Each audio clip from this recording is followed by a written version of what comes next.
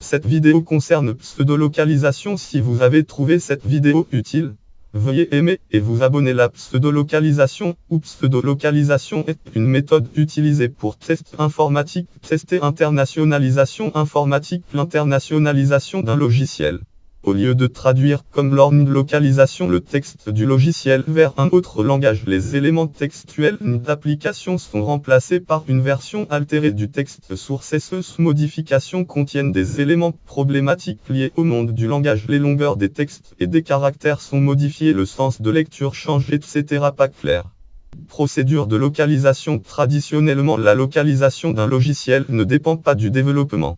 De manière générale, le logiciel est développé et testé dans un langage source tel que l'anglais, les éléments localisables étant stockés dans les ressources externes. Ces ressources sont envoyées à l'équipe de localisation qui se charge de la traduction vers les différentes langues cibles. Lien web blogs.com archive 2012 726 as titre a brief and also incomplete history of Windows localisation. Auteur Raymond date 26 juillet 2012. Consulté le 26 juillet 2012.